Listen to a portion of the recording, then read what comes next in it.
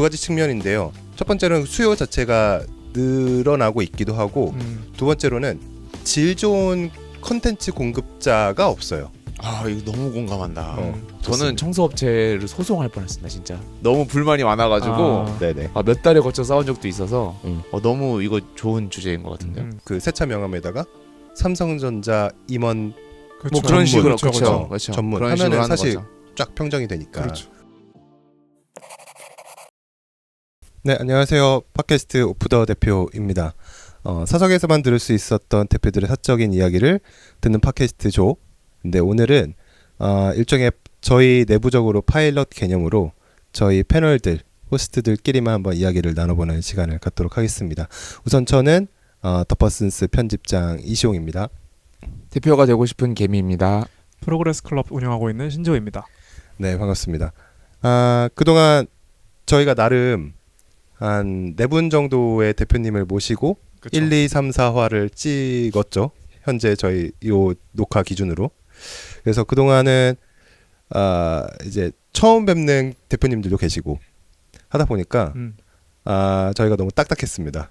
딱딱하기도 하고 저희가 예의를 좀 차려야 되기 때문에 그쵸. 오늘은 저희가 셋이서 못다 나눈 이야기를 한번 나눠보는 좀 편한 시간을 나눠보려고 해요. 그래서 오늘 파일럿으로 우리가 나눠볼 주제는 각자 바라보시는 사업 또는 비즈니스 아이템들이 아마 속으로 많이 있을 것 같아요. 그래서 그 중에서 자신이 좀 자신 있게 밀어볼 만한 또는 요 흥미롭게 좀 바라보고 있다 하는 그런 아이템들을 한번 나눠보고 이에 대해서 한번 논의를 해보는 시간을 가져보도록 하겠습니다. 좋습니다. 네, 그래서 오늘 프로그램 시간은 구성은 첫 번째 1부에서는 저희가 한번 이야기를 나눠볼게요. 각자 어떤 사업을 생각하시는지 한번 이야기를 쭉 풀어내보고 하나의 사업을 정해서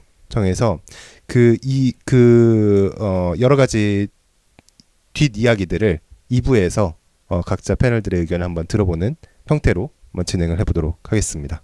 네, 그래서 1부 때는 각자 흥미롭게 생각하시는 사업 이야기를 한번 어떤 것들이 있는지 그 아이디어를 뺏기 위해서 들어보고 싶은데 좋아요. 재호님은 좀 눈여겨보시는 사업이 있으세요 요새? 소비자로서 왔다 갔다 하다 보면은 진짜 저거 괜찮은 것 같은데 왜 저거밖에 못할까 하는 게 있어요. 왕왕. 그래서 저는 일단 몇 가지 있는데 대표적인 거는 이제 헬스장입니다. 헬스장. 헬스 하세요? 하죠. 저 이제 약간 세미 헬창으로서 열심히 헬스장 가는데 네. 또 이사를 하다 보니까 중간에 지역마다 헬스장의 뭔가 기구나 가격대가 이렇게 달라지는구나. 그리고 약간 수익 모델도 다른 게 좀 보여요. 예전에 다녔던 헬스장은 구독제였거든요. 헬스장인데. 그리고 거기는 PT가 되게 비활성화되어 있는 동네였어요. 근데 지금 다니는 데는 완전 PT 위주거든요. 그래서 그냥 다 같은 헬스장이 아니구나. 뭐 그런 생각을 하던 차에 이제 우연히 보게 된 글들이 몇 개가 있는데 그 기구가 헬스장 기구가 엄청 비싸대요. 뭐 몇 천만 원에서 몇 억을 한다는 맞아요, 얘기도 맞아요. 있더라고요. 그래서 그것도 그러니까 짭이라고 하죠. 그러니까 가짜가 엄청 많다. 뭐 이런 얘기를 하시더라고요. 근데 점점 소비자들의 눈이 높아져가지고 근데 그걸 몸으로 체감할 정도는 안 되고 그런 짭 기구들을 되게 많이 넣는데요. 근데 또 이 대한민국 헬스 소비자들의 눈높이상 가격을 일정 수준 이상으로 내는 것도 과소비다. 이래서 일정 수준 이상으로 뭐 기구를 짭이든 찐이든 다 너무 비싸고 그거를 일반 소비자들한테 가격을 올려받기에는 또 그 수요가 너무 적어지고 해서 구조가 사실 PT 비용을 엄청 높게 받고 그리고 헬스장 회원권 가격은 낮게 받고 그래서 이 전체적인 평균을 사실은 그 PT 받는 분들이 올리는 구조라고 하더라고요.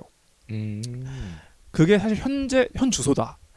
근데 이제 그럼에도 불구하고 요즘에 점점 그 헬스 붐이 꺼지고 러닝 붐이 일면서 헬스장이 이제 엄청 많이 망하고 있대요.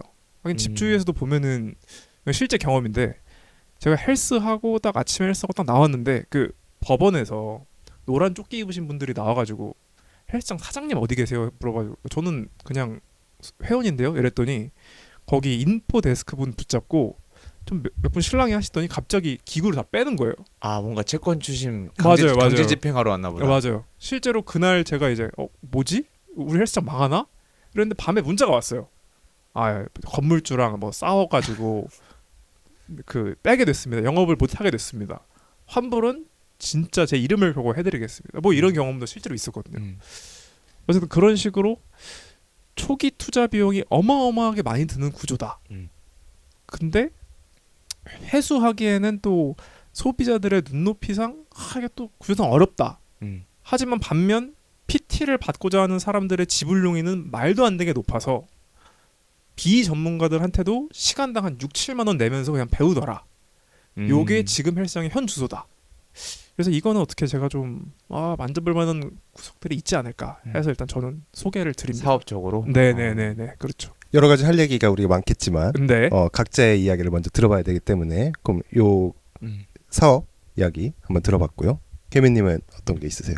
저는 지금 저희가 하고 있는 이 셋이서 지금 앉아가지고 주말에 이게 뭐 하는 짓입니까? 앉아서 셋이서 썰 풀고 있고. 근데 이거가 결국은 저희가 이제 팟캐스트 형태로 이제 처음에 시작을 했고 나중에 이제 유튜브도 올릴 건데 저는 유튜브 시장이 이제 점점 더 OTT에 들어가는 형태를 많이 보고 있어서 그 정확히 말하면 OTT 산업이라고 하면 우리가 뭐 티빙, 뭐 넷플릭스 이런 거 생각하잖아요. 근데 저는 우리 같이 컨텐츠 제작을 하는 것이 그거에 대한 시장을 좀 요새 눈여겨보고 있거든요.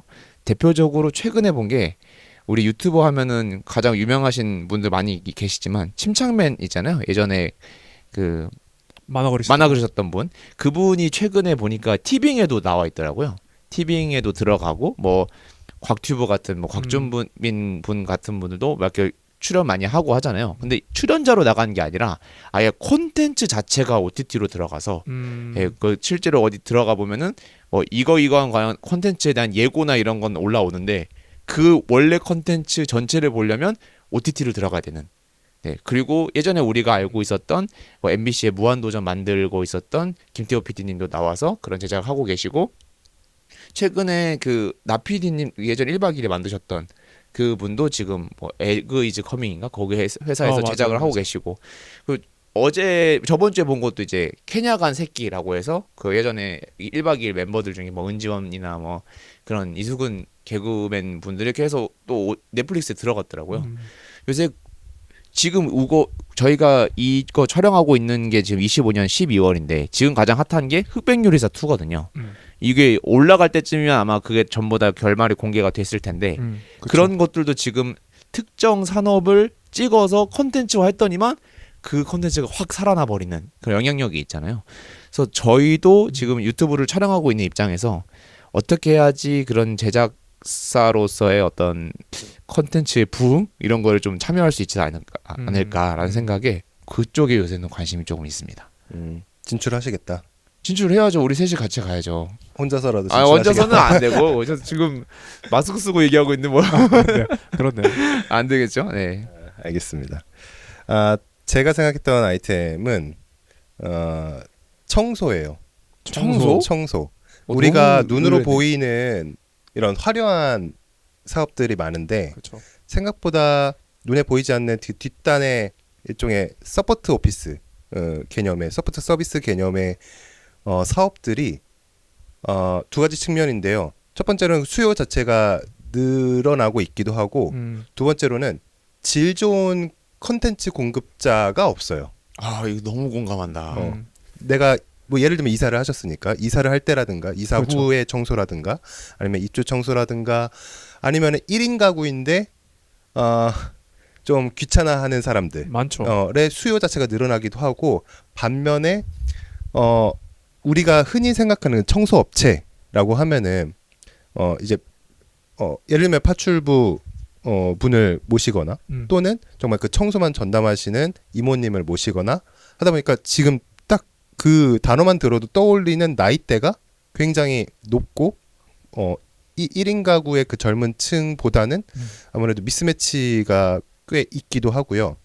그리고 그렇지 않더라도 전문 청소 업체 로만 산업을 좁혀봤을 그 서비스를 좁혀봤을 때에도 이건 정말 퀄리티의 차이인데 생각보다 못하는 업체들이 많다는 피드백을 굉장히 많이 받았어요. 청소라는 것이 어떻게 보면 액티브한 활동이라기보다는 패시브 하잖아요.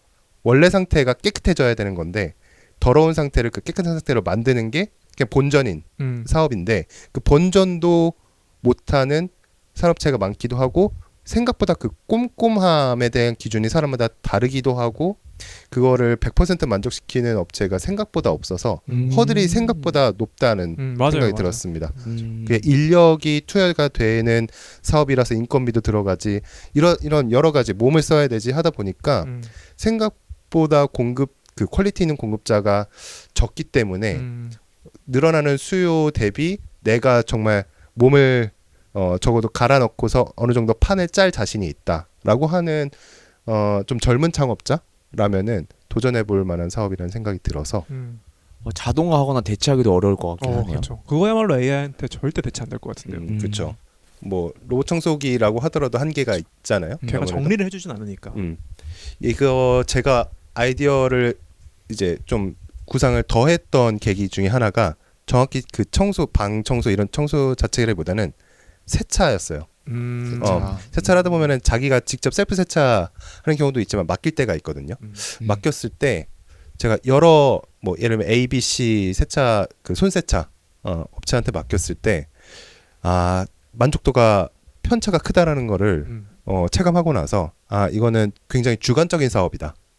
소비자의 만족도 주관적이고 한 업체에서도 담당자가 다르면 퀄리티가 다르겠네요. 확연히 다르기 때문에 꼼꼼함의 정도가 다르기 때문에 예를 들어 그 앞유리 와이퍼를 열어서 여기까지 꼼꼼하게 청소해주는 업체가 있고 없고 등등 이런 세세함을 따졌을 때 이런 클리닝 서비스에 대한 전문성 이 좀 필요한 사회가 됐다. 요거 괜찮은 것 같은데 이게 재호님도 최근에 이사하셨잖아요. 그렇죠. 그래서 요걸로 한번 이야기를 해보면 셋 다 뭔가 할 얘기가 많을 것 같은데. 너무 많죠. 저도 쌓여 있는 불만이 많은 그렇죠. 사람으로서. 그렇죠. 서로의 페인 포인트가 있잖아요. 그렇죠. 청소 스타트업을 잠깐 창업을 해봤던 사람으로서도 너무 많죠 할 얘기가. 저는 청소업체를 소송할 뻔했습니다. 진짜 너무 불만이 많아가지고 네네. 몇 달에 걸쳐 싸운 적도 있어서 너무 이거 좋은 주제인 것 같은데요. 오케이. 그러면은 오늘 주제 사업 아이템은 요 청소. 좋아요. 간략하게 압축하면 청소고 이제 범 클리닝 서비스로 한번 잡아서 그렇죠. 이야기를 한번 나눠보도록 하시죠. 좋습니다. 네, 그럼 우리가 사업 아이템을 이렇게 정했으니까 각자 하시고 싶은 이야기가 생각보다 많은 것처럼 느껴지네요. 저는 이렇게까지 격공할 거라고는 생각 못했는데 각자 어떤 곳에서 페인 포인트를 느끼셨는지 한번 들어보고 싶어요. 케미님이 격공하시는 것 같아서. 저도 뭐 얘기하려면은 뭐 한 세월이죠. 한 세월이고. 근데 이게 가장 아까 말씀하셨던 것 중에 공감했던 것 중 하나는 퀄리티가 사람마다 다르다가 되게 큰 페인 포인트인 것 같아요. 어떻게 보면 그게 소비자가 생각했을 때는 페인 포인트로 여겨질 수도 있는데 또 공급자 입장에서는 그게 경쟁력이 될 수도 있는 것 중에 하나죠. 제 생각에는 리뷰를 믿을 수 없다.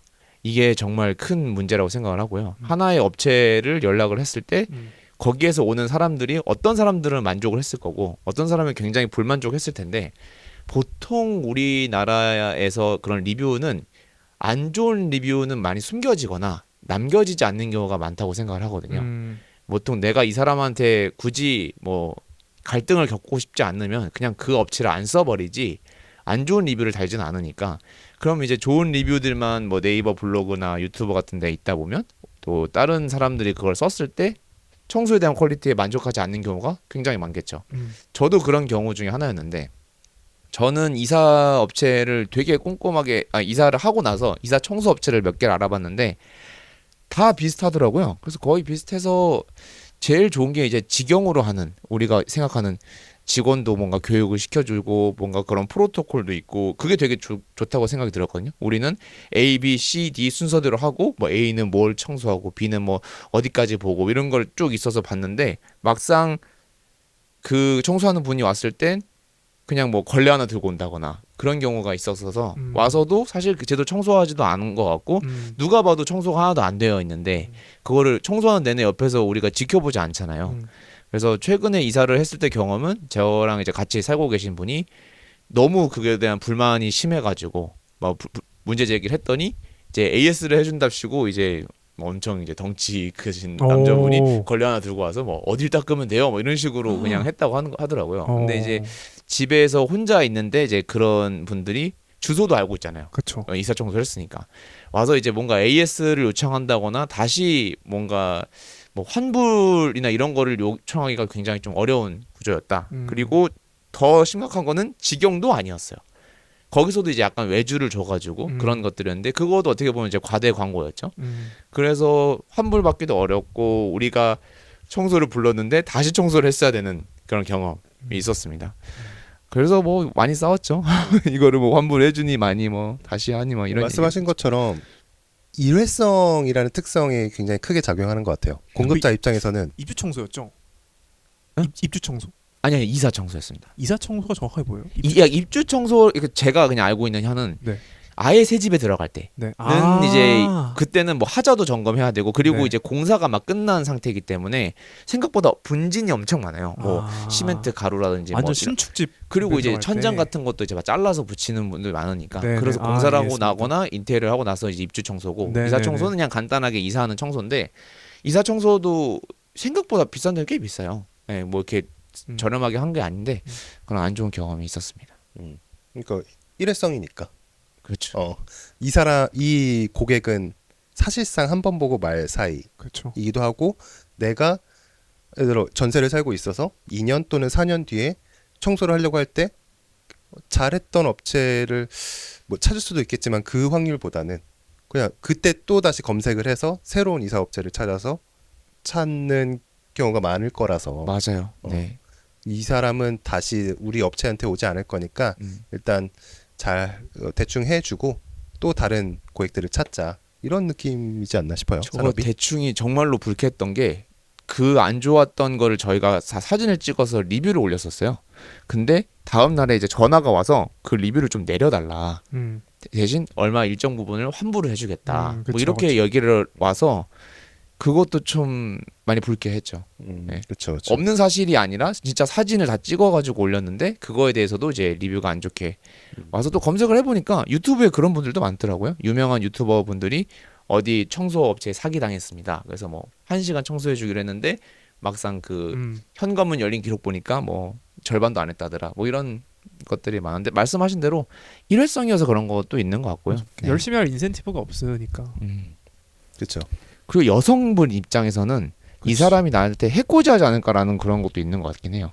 네, 주소를 알고 있으니까 여성분들 혼자 살고 있는 분들은 그럴만하죠. 네 조금 그런 게 좀 있지 않을까라는 생각을 했습니다. 네.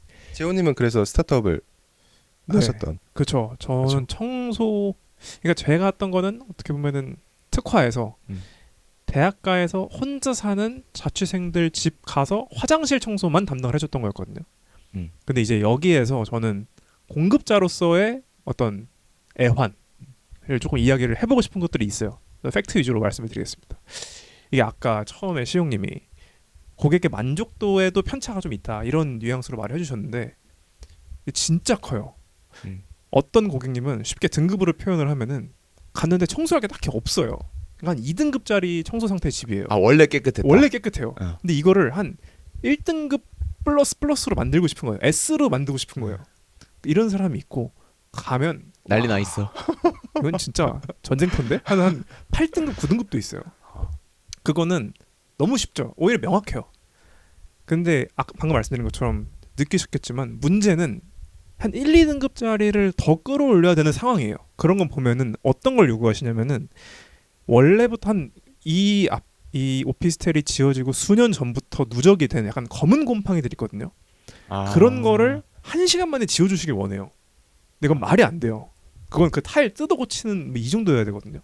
그래서 그나마 막 완화를 해드릴 수는 있어요. 락스를 휴지에다가 묻혀가지고 그걸 거기다가 30분 붙였다가 떼면은 좀 빠지긴 해요. 근데 아예 새 것처럼 반짝반짝하게 만들어 주세요를 요구하시는 거죠.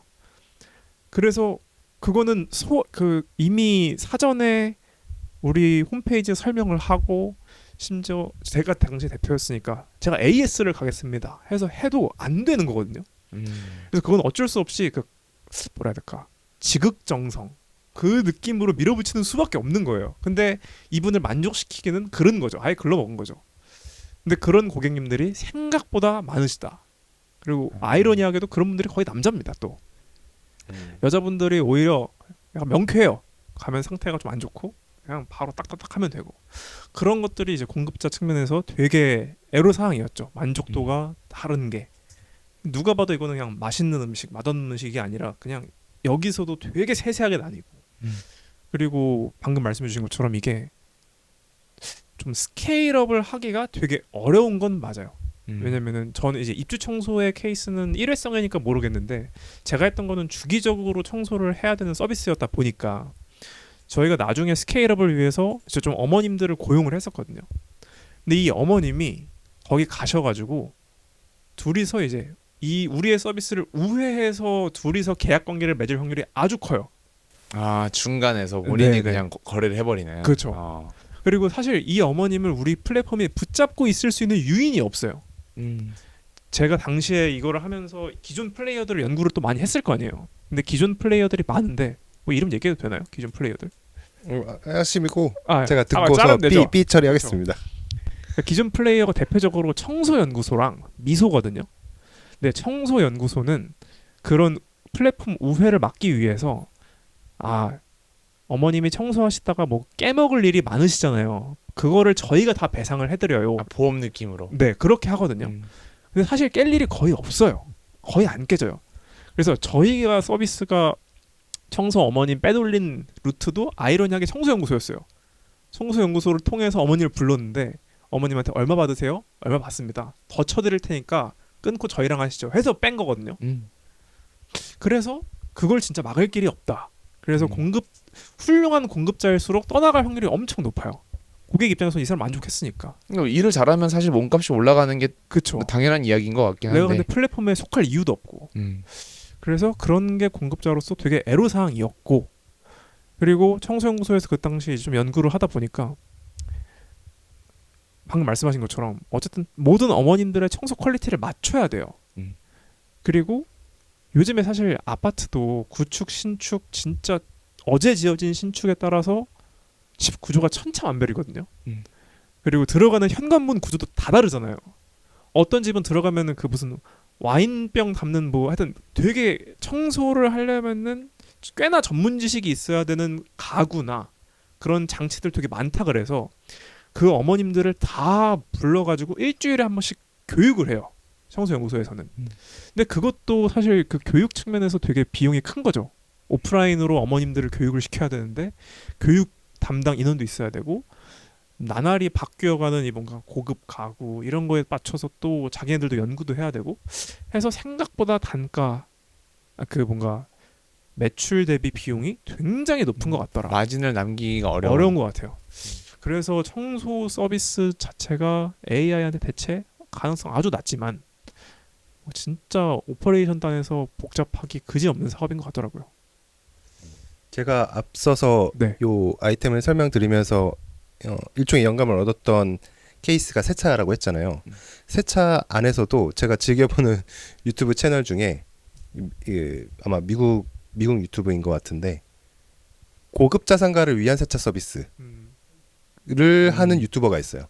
그건 정말 퀄리티로 따지면은 가장 끝판왕 완전 쪽에 있는 거네. 말씀하셨던 그 S급들만 상대하는 그 소비자로서 그걸 적용해봤을 때 그런 마진이 안 남는다는 이슈가 있다면은 아예 전문성을 더 높이는 포지셔닝을 그렇죠. 해서 아예 그런 고액 자산가들을 대상으로 한 청소 서비스로 접근해보는 방식은 어떻게 생각하세요? 원래 모든 자동화가 어려운 것들은 다 이렇게 좀 뾰족해지는 것 같기는 해요. 네, 자동화가 안 된다는 얘기는 그 중에서 스타 플레이어들이 무조건 있다라는 얘기인데, 그래서 뭐 e스포츠도 사실은 다들 리그 오브 레전드를 하지만 페이커가 엄청 높은 이유도 그게 이제 고급 인력으로 가면 갈수록 이제 거기에 끝단에 있는 영역은 항상 임금이 탁 튀니까 그런 특히 근데 청소 같은 경우에는 그 우리 최근에 혹시 김부장 그거 보셨나요? 시리즈? 드라마 중에 뭐 서울 뭐 대기업의 서울 자가의 뭐 대기업 다니는 김부장 뭐 그런 드라마가 있는데 거기에서도 그런 얘기가 나오거든요. 그러니까 청소를 나중에 결국 하게 되는데 청소에 대한 어떤 그런 퀄리티가 잘 돼서 결국 사업화하는 그런 이야기가 나와요. 결국은 어쨌든 고급 자산가일수록 내 거가 안 다치는 게 중요하지. 사실 조금 더 깨끗하게 하는 거야 뭐 누구라도 할 수 있으니까. 그래서 그런 것만 전문적으로 케어하는 사람이 있다고 하면은 2배가 아니라 10배도 지불할 수 있는 사람들이 있을 거라는 생각이 들거든요. 그런 동시에 앞서 그 재호님 말씀하신 것처럼 플랫폼의 존재 이유가 사실 명확해야 되잖아요. 그렇죠. 뭐 플랫폼을 통해서 한번 내가 연을 맺은 내가 이 A 플랫폼에 속한 이제 직원으로서 입사했다가 고액자산가 클라이언트를 한번 맡았는데 그분이 그 마음에 드네요. 저랑 따로 계약하실래요? 했을 때 붙잡을 요인이 없는 거잖아요. 그렇죠. 그렇죠. 그거를 방지할 수 있는 장치를 확실히 마련을 해야 되겠다는 생각이 들고 그게 이사 청소가 됐든 일회성 청소들은 에 대해서 이 플랫폼이 해줄 수 있는 역할은 명확한 것 같아요. 고객들을 찾아서 직원들한테 뿌려주는 거야. 이건 그 고객들을 모으는 게 이제 플랫폼의 역할이 되겠죠. 근데 정기적인 청소 서비스인 경우에는 한번 이렇게 딱 마음에 드는 그렇죠. 파트너가 생겨버리면은 플랫폼이 이제 있을 이유가 없으니까 그렇죠. 그렇죠. 미리 매칭이 된 거니까 그 갭을 좀 메꿀 수 있는 장치는 플랫폼 입장에서 필요하겠다. 아 근데 있을까요? 요거는 2부에서 좀 다루면 좋을 것 좋아요. 같고. 오케이.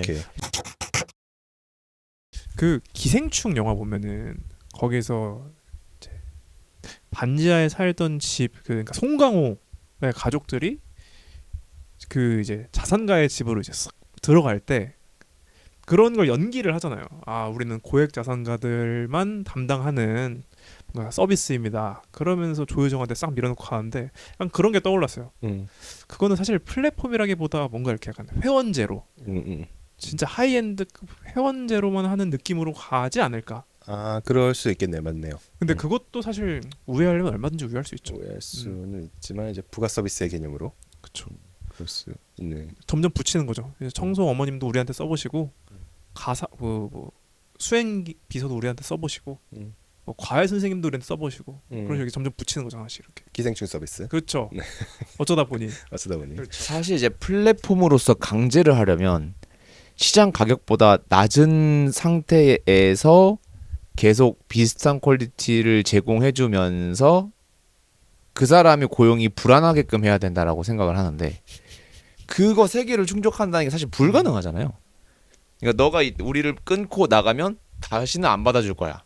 하지만 거기에서 계약을 끊기면 너도 일하기 힘들걸? 라는 어떤 포지션이 있어야 내가 뭔가 정기적인 플랫폼 내에 있을 것 같긴 한데 본인이 애초에 스타 플레이어면은 FA 시장에서 불러주는 사람이 많은데 굳이 애초에 플랫폼을 들어갈 필요가 없으니 그렇죠. 그 되게 두 가지가 상충되는 페이커가 T1에 있는 이유. 그걸 찾아야겠네요. 그렇죠. 그렇죠. 간지, 간지. 네. 의리. 원클럽맨이라는 약간 간지 그런 거. 그래서 그런 처우나 개선 그 뭔가 그런 처우 문제, 그러니까 플랫폼에서 이 사람을 대해주는 문제가 그것도 되게 중요할 거라고 생각이 들거든요. 그러니까 돈으로만 하기 못하는 어떤 편의를 뭐 우리의 매니저들은 뭔가 본인이 불편한 게 있으면은 우리 플랫폼에서 대신 해준다. 그게 뭐 세금 문제가 될 수도 있고 뭐 어떤 뭐 아까 이야기했던 보험 문제가 될 수도 있고. 그렇죠, 그렇죠. 그러니까 뭔가 자기가 개인으로서 하기 어려운 거를 규모를 키워서 하는 것. 어떻게 보면 이제 우리 프랜차이즈 사업도 비슷하잖아요. 맞아요. 내가 치킨집 만들 수는 있지만 조금 더 이제 편하게 그런 회사에서 기대어서 사업을 시작할 수 있는 그런 형태. 그래서 근데 청소를 꼭 플랫폼 내에서만 시작할 수 있는 건 또 아니잖아요. 그렇죠. 뭐 내가 직접- 개인적으로 또 할 수도 있는 거니까. 그렇죠, 그렇죠.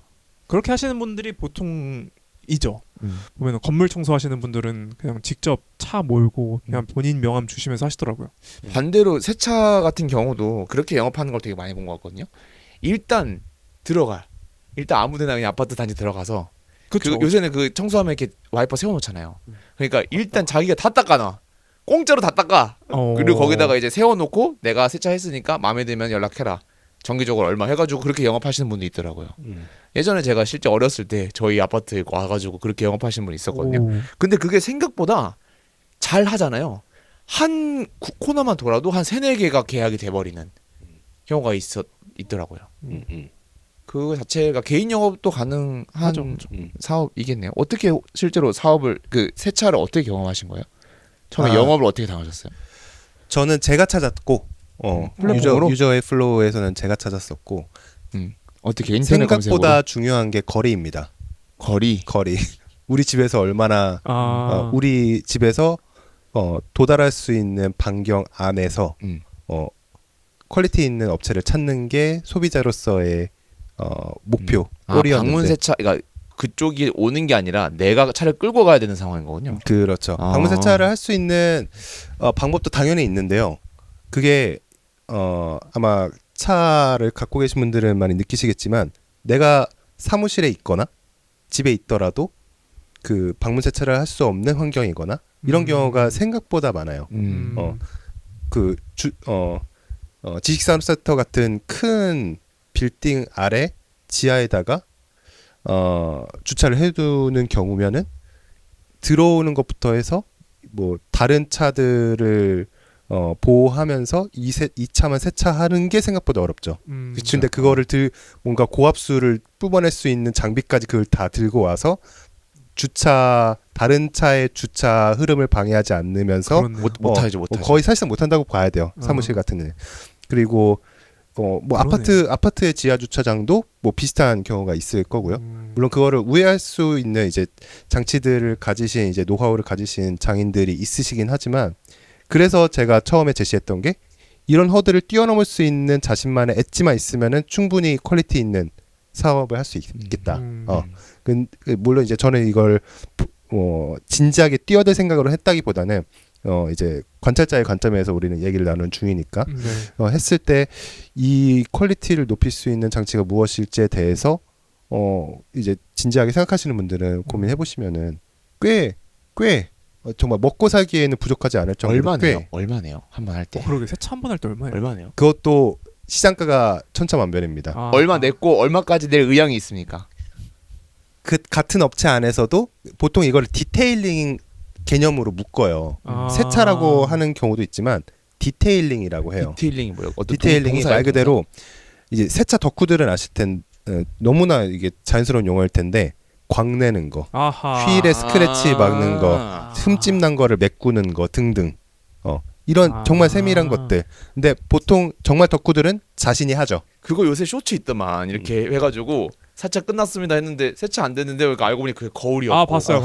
엄청 너무 그 디테일링을 잘한 거야. 그런 경우도 있더라고요. 그런 경우는. 그래서 단순히 물로 거품으로 씻어내는 것뿐만 아니라 이게 내가 세차를 뽑았을 때 그 광택이 나야 된 그런 정도의. 완전 그냥 진짜 세차 수준으로 해야 되는구나. 시형님 그거 아세요?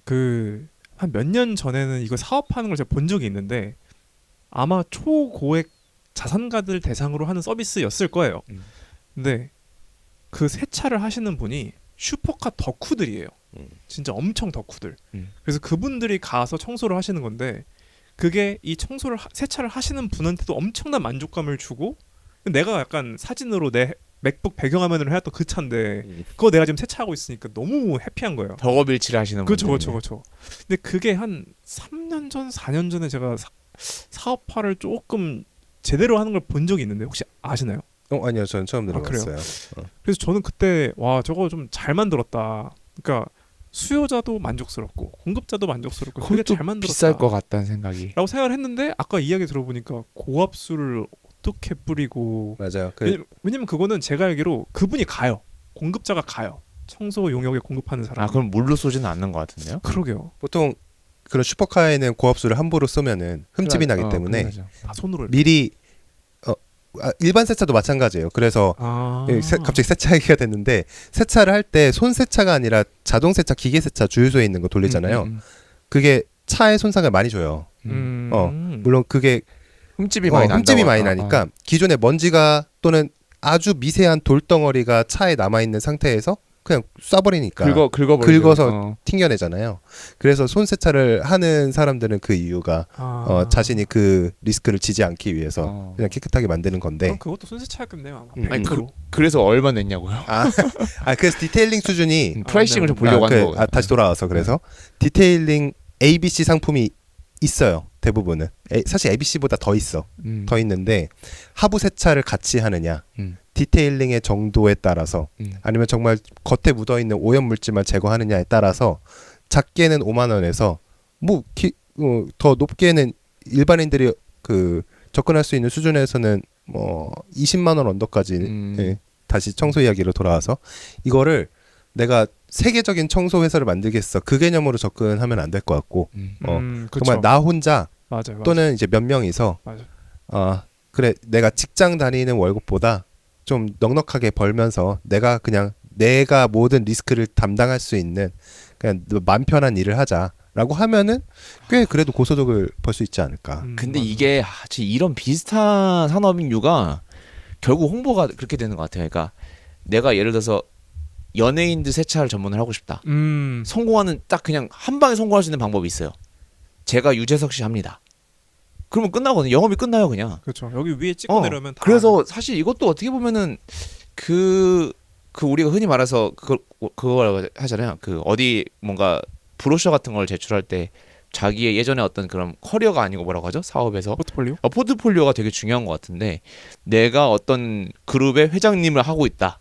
라고 하면은 사실 그냥 아래가 평정이 돼버리는 그렇죠. 실력을 안 봐도 그냥 그 사람이 믿고 맡겼으면은 그게 그냥 검증된 거라고 보니까 그럼 유재석님 매니저가 이거 하면은 그냥 업계 1인자 먹을 수 있겠네요. 그러니까 사실 그런 것 같아요. 이거 우리가 퀄리티를 볼 수 없는 상태에서 말씀하신 것처럼 맞아요. 그 우리가 일반에 접근하지 못하고 그냥 세계 최고가 아니라 내가 세계 최고의 청소를 하는 사람이 되겠다라고 하면은 청소든 세차든 뭐든 간에 가장 끝판왕을 맞는 찍어버리면 맞는 것 같아요. 차라리 그냥 그런 분들을 어떻게든 영업을 해서 그걸로 포트폴리오로 내려가서 하면 스케일링이 가능하지 않을까라는 생각이.